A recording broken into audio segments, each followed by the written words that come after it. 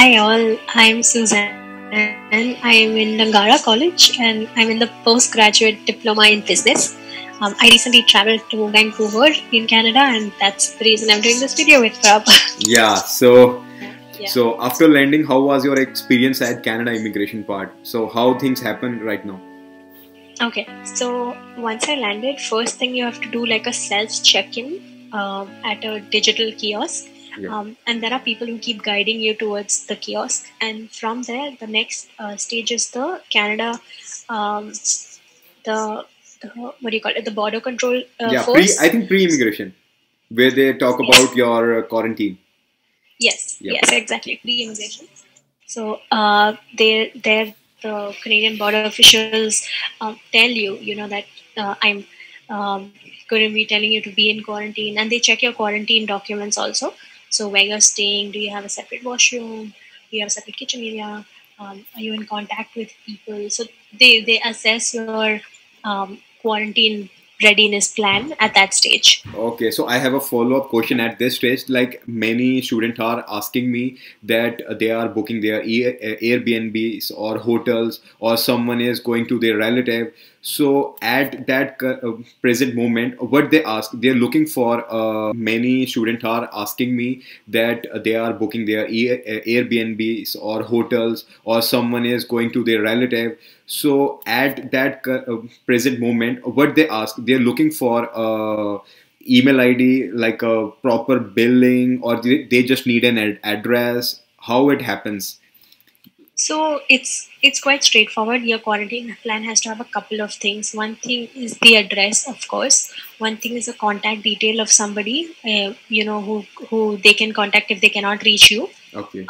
And the third thing is that they need to know that your place where you're staying, you're not in contact with anybody else. That means it's single, or if you're traveling together, then two So- people quarantining So together. it is like a verbal talking, like this is our address and this is the person, this is the number. We don't need to show any It's a proof. formal document. It's a document. I mean, it's just like a Word file, right? The same thing that you want to tell him, you have to have it on a Word document where he can read it without you telling him. Okay, so it's not like a Airbnb receipt or a hotel receipt we need to show. If we have it, we can show it. If we are staying with a relative, we can just write down all the address, the phone numbers, the person we at where we are going in a Word document, and just hand over the document file to them.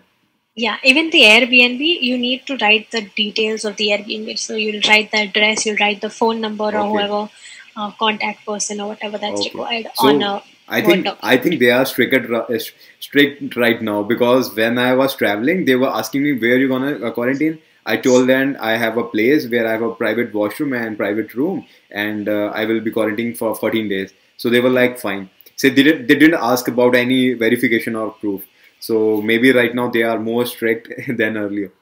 Yeah, yeah. So- And even if you're trying to get a travel letter from college, you need to have all of these details to get the travel letter. Yeah. Of course, depends upon college to college. Like our college takes everything, like where you stay, when you travel. Yeah. So after you clear this part of the immigration, what happens next to the main immigration? Yeah, so this is pre-immigration. This is border security. It's not immigration. Yep. Then after that, we went and collect our bags, and after the bags, we went to immigration. And at immigration, all they did was one officer at the starting of the line collected all our passports, and we were told to sit at the side with our bags on the trolley or whatever. Yep. And each border, what do you say, the immigration officer was distributed. The passports were distributed to each immigration officer. Yeah. And from there, once the documentation was done, the officer would just call out a name. You had to go to his counter, pick up your stuff, and walk out. There was no interaction with